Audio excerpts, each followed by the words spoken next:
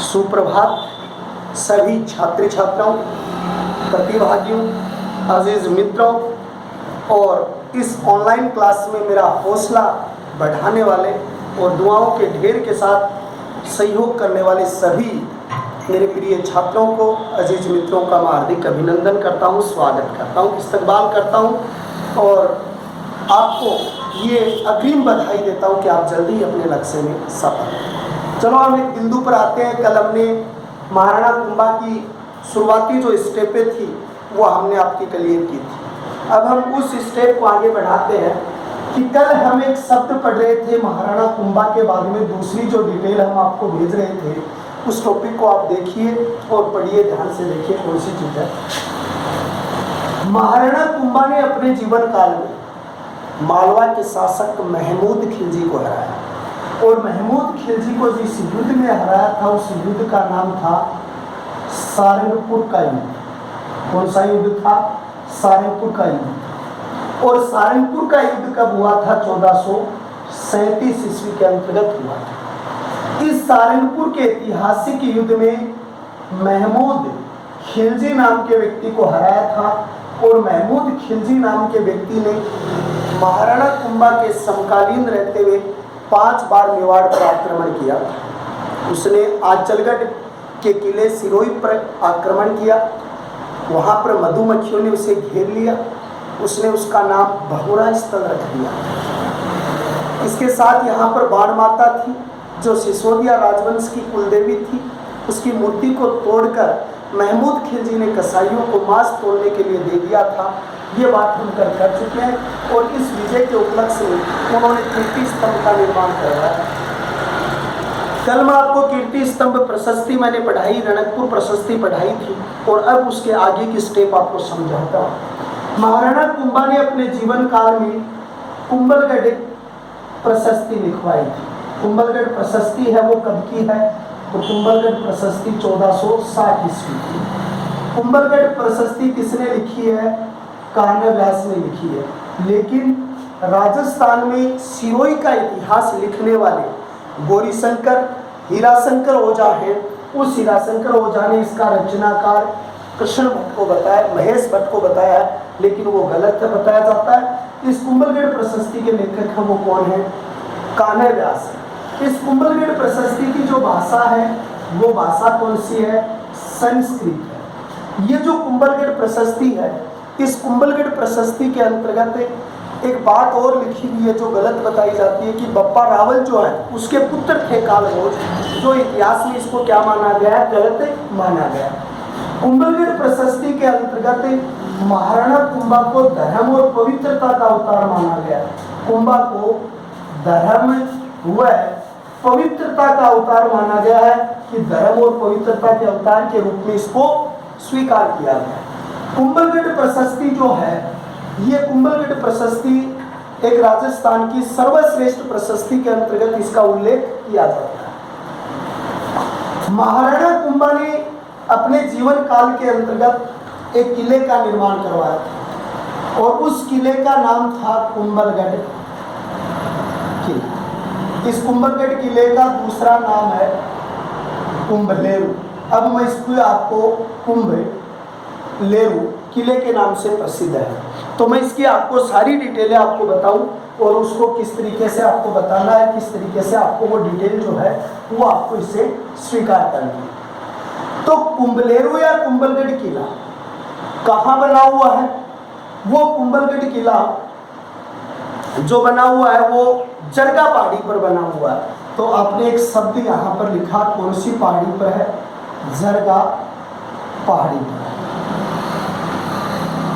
दूसरी बात देखिए, ये कुंभलगढ़ किला जो है वो 13 पहाड़ी चोटियों से घिरा है। किससे घिरा है? 13 पहाड़ी चोटियों से घिरा हुआ है। इस कुंभलगढ़ क्षेत्र में 13 पहाड़ियों की चोटियों से घिरा होने के साथ साथ एक बहुत अच्छी शब्दावली इसके साथ जुड़ी हुई होती है कि ये कुंभलगढ़ किला है, उसका जो परकोटा है, ये चारों ओर उसका क्या होता है? परकोटा होता है। इस परकोटे की जो जो इसकी पूरी क्षेत्रफल जो लगाया जाता है वो 36 किलोमीटर। और इस कुंभलगढ़ किले की जो ये दीवार है, ये दीवार जो आपकी आती है, इस दीवार की जो चौड़ाई है वो कितनी आती है? 7 मीटर आती है। ये कुंभलगढ़ किला जो है उसको भारत की महान दीवार कहते हैं। इसको भारत की क्या कहते हैं? महान दीवार कहते हैं।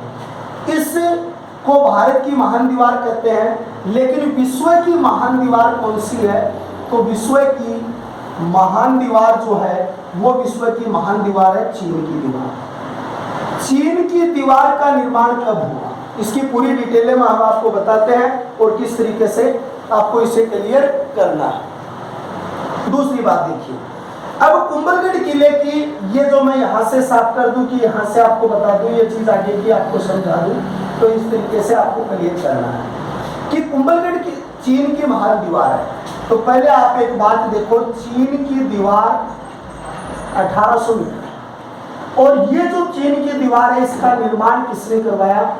247 ईस्वी में सुगाटी राजा थे, और 247 ईस्वी के अंतर्गत सुगाटी नाम के राजा ने इसका निर्माण करवाया था हुनों के आक्रमण से बचने के लिए, और उसे विश्व की महान दीवार का, जो विश्व के 7 आश्चर्यों में से एक है, और भारत की महान दीवार जो है वो कुंभलगढ़ किला है। इस कुंभलगढ़ किले में एक सबसे बड़ी बात आती है कि इसके कौन कौन से महत्वपूर्ण तथ्य हैं।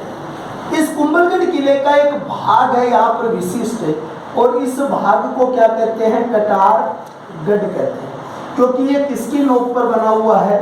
तलवार की नोक पर बना हुआ है, तलवार की आकृति पर बना हुआ है, और तलवार की आकृति पर बना होने के कारण इसे क्या कहते हैं? कटारगढ़ कहते हैं। ये कटारगढ़ क्षेत्र के अलावा यहाँ पर क्या है? दूसरी चीज, झालिया रानी का चौबारा बना हुआ है। यहाँ पर कौन सी चीज बनी हुई है? झालिया जो रानी है उस झालिया रानी का चौबारा बना हुआ है। यहाँ मामादेव कुंड बना हुआ है। यहाँ पर क्या बना हुआ है? मामादेव कुंड बना हुआ है। यहाँ पर उड़ने वाले राजकुमार, आप इसको तेज धावक कह सकते हैं, तेज धावक पृथ्वीराज सिसोदिया की छत्री है। इसकी छत्री है पृथ्वीराज सिसोदिया की छत्री है, पृथ्वीराज सिसोदिया की छत्री है। एक बात थोड़ा सी डिटेल बता दूं कि ये पृथ्वीराज सिसोदिया कौन है। ये पृथ्वीराज सिसोदिया राणा सांगा के बड़े भाई हैं, और ये वो पृथ्वीराज सिसोदिया है जिनकी पत्नी तारा के नाम पर अजमेर के किले का नाम तारागढ़ हुआ था। और इसी पृथ्वीराज सिसोदिया के पुतलदे नाम की दासी से एक दासी पुत्र पैदा हुआ था। वो पुत्र इसी का था जिसका नाम था बनवीर, जिसने चंदन की हत्या की थी। किसके भ्रम में? उदय सिंह के भ्रम के अंतर्गत चंदन की क्या कर दी थी? हत्या कर दी थी। इसकी 12 स्तंभों की छतरी है। कितने स्तंभों की छतरी है? 12 स्तंभों की छतरी है।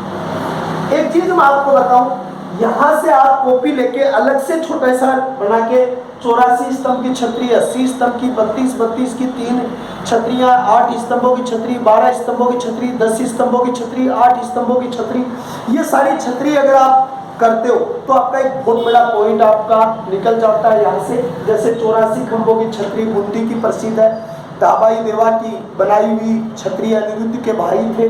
80 खंभों की छतरी विनयपाल सिंह ने बनाई थी, बख्तावर की पत्नी मूसरी देवी की छतरी जो बहुत ही प्रतिष्ठित है। 32 की जयसिंह की छतरी है जो रणथंभौर किले में, जिसको न्याय की छतरी कहते हैं। 32 की बदनौर के अंतर्गत जोधराज की छतरी है, बहुत प्रतिष्ठित छतरी है। 12 स्तंभों की छतरी है, पृथ्वीराज सिसोदिया जी की छतरी बनी हुई है। धन्ना और जो आपके यानी कि जोधपुर के अंतर्गत मामा भांजा जो छतरी है वो यानी कि 10 स्तंभों की छतरी बहुत प्रतिष्ठित बनी हुई है। 8 स्तंभों की छतरी है वो यानी गोगुंदा के अंतर्गत महाराणा प्रताप की यानी कि गोगुंदा में उदय सिंह की छतरी बनी हुई है, पांडोली में महाराणा प्रताप की बनी हुई है, मांडलगढ़ में राणा सांगा की बनी है। तो आप इसको कर सकते हो बहुत बेहतर तरीके से। ये पृथ्वीराज सिसोदिया की छतरी भी इसी किले में बनी हुई है। ये जो किला है यानी कि कुंभलगढ़ जो किला है, उस कुंभलगढ़ किले का जो कटारगढ़ क्षेत्र है वो तलवार की नोक पर है, सबसे विशिष्ट भाग है।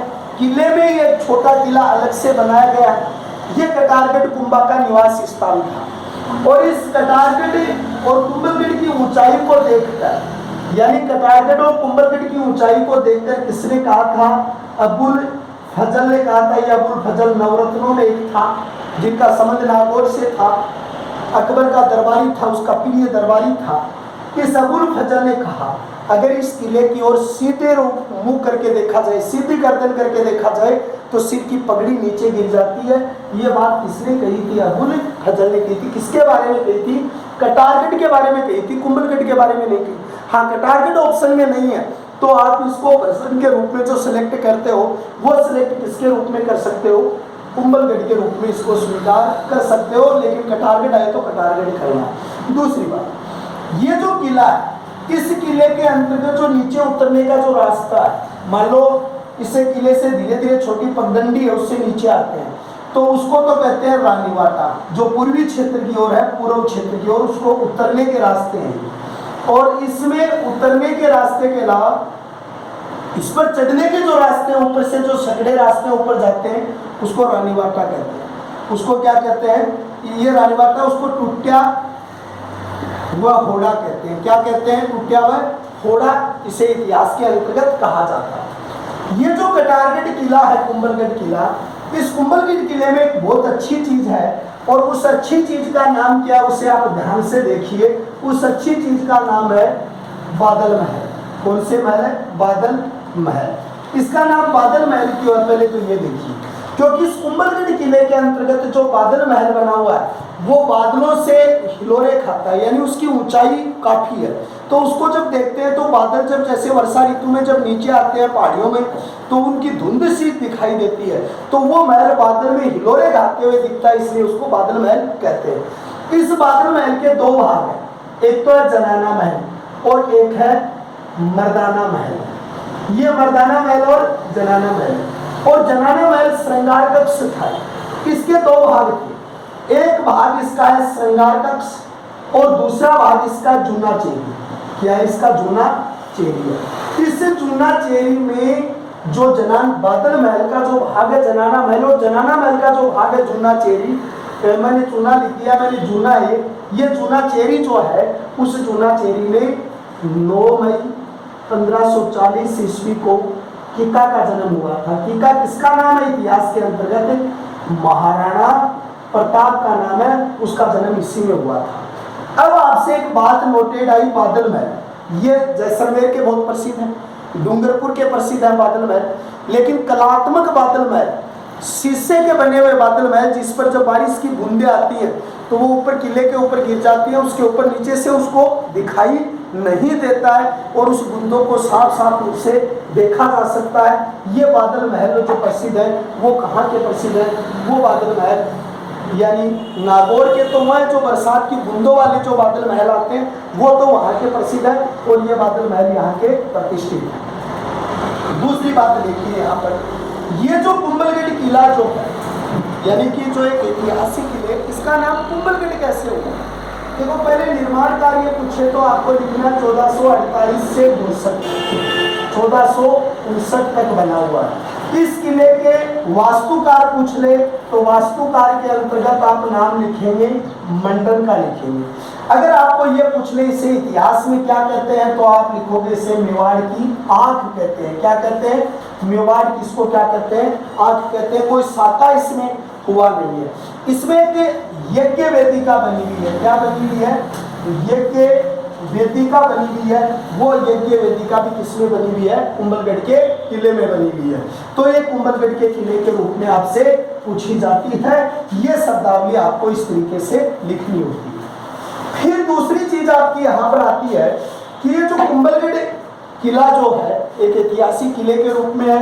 बहुत सर्वश्रेष्ठ प्रश्न आते हैं, जैसे मेवाड़ की आंख वाला प्रश्न है, यज्ञ वेदिका है, रानीवाटा है, चीन की दीवार से तुलना है, 48 है, वास्तुकार मंडन है, 7 मीटर की इसके ऊपर चौड़ाई इस पर है, जिस पर 4 घोड़े एक साथ चल सकते हैं, यानी घुड़सवार से, और 2 घोड़े तीव्र गति से यहाँ पर क्या कर सकते हैं? दौड़ सकते हैं, तीव्र गति से यहाँ पर जा सकते हैं। इसके अंतर्गत एक 52 सत्य जैन मंदिर है। क्या है भाई, इसमें 52 सत्य जैन मंदिर है। ये 52 सत्य जैन मंदिर है। ये 52 सत्य जैन मंदिर जो है वो कहाँ पर प्रसिद्ध है? ये तो प्रसिद्ध है कुंभलगढ़ के। इसको समर्पित है 16वें जैन गुरु शांतिनाथ को समर्पित है। किसको समर्पित है? शांतिनाथ को। लेकिन मैं एक नोट लगा के बात लिख दूं कि शांतिनाथ के अलावा यहाँ सतविसी जैन मंदिर पूछ लिया जाए। 52 सत्य जैन मंदिर कुंभलगढ़ किले में है, जो 16वें जैन गुरु शांतिनाथ को समर्पित है, कुंभा ने बनवाए थे। और सत्य विसी जैन मंदिर जो है, ये जैन मंदिर है वो किसको समर्पित है? आदिनाथ को समर्पित है। प्रथम गुरु ऋषभदेव को है। 20 मंदिरों का जोड़ा है, जो किस किले के अंतर्गत बना हुआ है? चित्तौड़गढ़ किले के अंतर्गत बना हुआ है। बहुत ही प्रतिष्ठित ये किले के रूप में इसका नाम आता है। एक बात यहाँ पर आती है, और वो ये आती है कि अगर आप एक डिटेल पढ़ते हो कि ये शब्द मैंने बीच में कहाँ से लिख दिया कि भाई मंडन कौन है। अगर आप मंडन की डिटेल पढ़ोगे तो उसमें एक शब्द आएगा कि मंडन इनका प्रधान शिल्पी था। कौन था भाई? प्रधान शिल्पी था। लेकिन मंडन किस जाति का था? खेता ब्राह्मण के पुत्र थे। कौन थे भाई? खेता ब्राह्मण जो है उसके पुत्र थे। खेता ब्राह्मण के पुत्र थे। और प्रधान क्या थे? शिल्पी थे। मंडन किसके? महाराणा कुंभा के। महाराणा कुंभा के काल में इसने कई पुस्तक लिखी, जैसे वास्तु मंडन, प्रसाद मंडन, इन्होंने रूप मंडन, कोदंड मंडन। उसके बाद में इन्होंने जो पुस्तक लिखी शाकुन मंडल, देवमूर्ति प्रकरण, मूर्ति प्रकरण, राजवल्लभ, ये जो श्रेष्ठ पुस्तकें थी इसकी। वास्तु मंडल में तो इसने लिखी है वास्तुकाल। प्रसाद मंडल में राज प्रसादों का निर्माण। क्या इसमें? राज प्रसादों का निर्माण। रूप मंडल में मूर्ति कला के बारे में। कोदन मंडल में धनुर्विद्या के बारे में। धनुर्विद्या के बारे में जो बताया गया वो कोदन मंडल में। शकुन मंडल, सगुन अपसगुन, सगुन व अपसगुन। देवमूर्ति प्रकरण, इसमें देवालय जो है उस देवालयों के बारे में बताया गया है। इसके बारे में, देवालयों के बारे में। और राजवल्लभ जो है राज प्रसादों के विवरण के बारे में बताया गया है। तो ये सारी चीजें बताई गई है। वास्तु मंडल, प्रसाद मंडल, रूप मंडल, कोदन मंडल, ये इसी मंडल ने लिखी थी। और ये इसका प्रधान शिल्पी था जो इस किले का। दूसरी चीज यहाँ पर बताई जाती है, और वो क्या बताई जाती है उसे बड़े ध्यान से देखिए कि इस मंडल का कौन था? इस मंडल का पुत्र था, और पुत्र का नाम क्या है? गोविंद। क्या नाम है? गोविंद। और गोविंद नाम के पुत्र ने पुस्तक लिखी कौन सी? द्वार दीपिका, काला निधि, और एक है उद्भव धारणी। यह पुस्तक किसने लिखी थी? गोविंद ने, जो मंडन के क्या थे? पुत्र थे। मंडन के भाई थे जिसका नाम था नाथा, और नाथा ने वास्तु मंजरी पुस्तक लिखी थी। कौन सी पुस्तक लिखी थी? वास्तु मंजरी पुस्तक लिखी थी। महाराणा कुंभा की पुत्री थी रमाबाई। पुत्री का नाम क्या भाई? रमाबाई। और रमाबाई के गुरु कौन थे? सारंग व्यास, संगीत गुरु थे भाई। और रमाबाई को इतिहास में क्या कहा गया? वागीश्वरी कहा गया। लेकिन कई बार आपसे पूछेगा कि वागीश्वरी कहाँ कहा गया है, तो वागीश्वरी कहा गया कौन से अभिलेख में कहा गया? जावर अभिलेख। कौन से अभिलेख में? जावर अभिलेख में इसको वागीश्वरी कहा गया। रमाबाई की शादी, यानी जो महाराणा कुंभा थे उसकी पुत्री रमाबाई की शादी किससे हुई? शादी हुई मंडलिक से। और शादी जब हुई तो रमाबाई के पाणी ग्रहण संस्कार के लिए, पाणी ग्रहण संस्कार के लिए एक जैन मंदिर था उसको तुड़वा कर श्रृंगार चौड़ी बनाई थी। क्या बनाई थी? श्रृंगार चौड़ी बनवाई थी। कहाँ पर भाई? चित्तौड़गढ़ किले में। कौन से किले में? चित्तौड़गढ़ किले में। और ये श्रृंगार चौड़ी एक जैन मंदिर के रूप में था, और जिसको कुंभा ने बनवाया था, किस लिए बनवाया वो भी मैंने आपको चीज यहाँ पर बताई है। इसके वास्तुकार हैं, तो आप इसके वास्तुकार में लिखोगे क्या? वेल का। एक बात और बता दूं, अगर श्रृंगार चौड़ी पूछे तो ये लिखता, और अगर आपको ये पूछने श्रृंगार चौकी, तो ये है कहाँ पर? जोधपुर का जो किला है मेहरानगढ़, उस मेहरानगढ़ किले में। और ये श्रृंगार चौकी का निर्माण किसने करवाया? तख्त सिंह ने करवाया। किसने करवाया? तख्त सिंह ने करवाया था। किसका निर्माण? श्रृंगार चौकी का निर्माण तख्त सिंह ने करवाया था।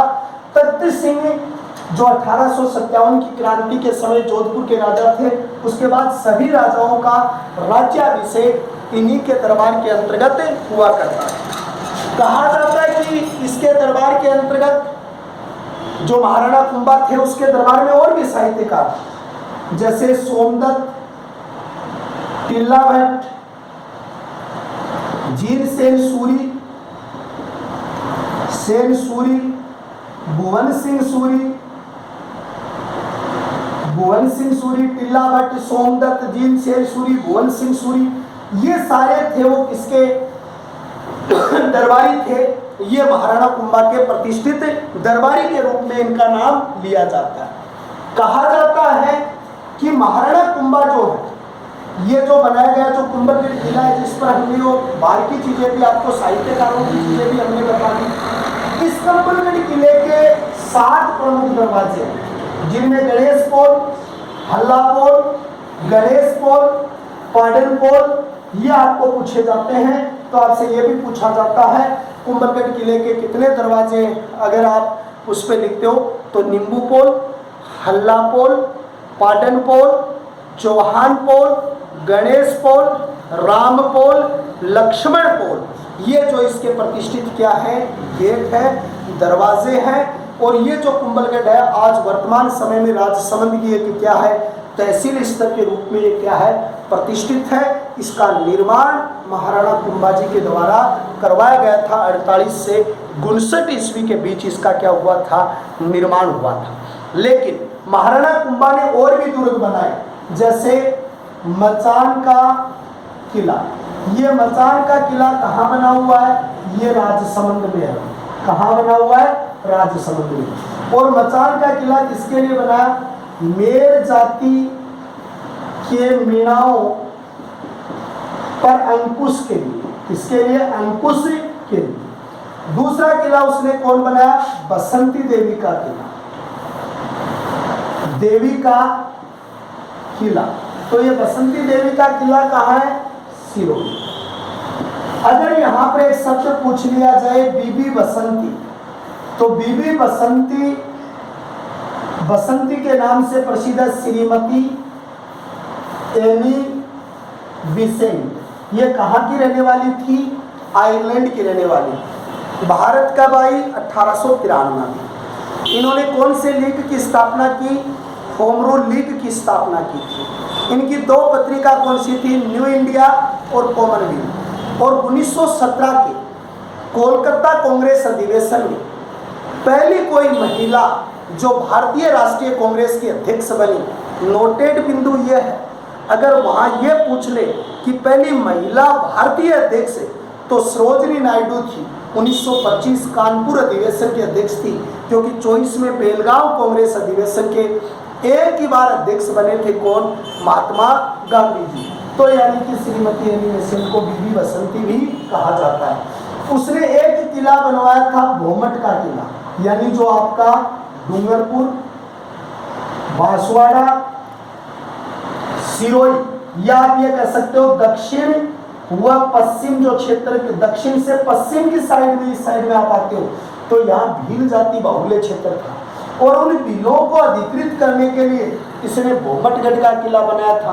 आंचलगढ़ का किला जो इन्होंने, वो मैंने जिक्र किया। चित्तौड़गढ़ के किले का प्रकोटा इनके द्वारा बनाया। इन्होंने बदनौर क्षेत्र में बदनौर क्षेत्र में कुशला माता का मंदिर बनवाया। कौन सा माता? कुशला माता का मंदिर बनवाया। इन्होंने कुंभ स्वामी का मंदिर बनवाया। किसका मंदिर बनवाया? चित्तौड़गढ़ क्षेत्र में कुंभ स्वामी का मंदिर बनवाया। बदनौर क्षेत्र में, भीलवाड़ा क्षेत्र में इन्होंने बनाई थी। लेकिन एक मूर्ति बहुत प्रसिद्ध है जो इस महाराणा कुंभा की, और दूसरे नंबर पर किसकी मूर्ति है? इनके पुत्र उद्दा की मूर्ति है। किसकी मूर्ति है? मूर्ति है कुंभा प्लस उद्दा। उद्दा कौन है भाई? कुंभा का क्या पुत्र है। इन दोनों की किसकी मूर्ति है? पित्तल की मूर्ति। और इस पित्तल की मूर्ति को क्या कहते हैं? सावन भादो मूर्तियां कहते हैं। क्या कहते हैं इसको? सावन भादो मूर्तियां कहते हैं। ये मूर्ति कहाँ है? अंचलेश्वर शिवालय में।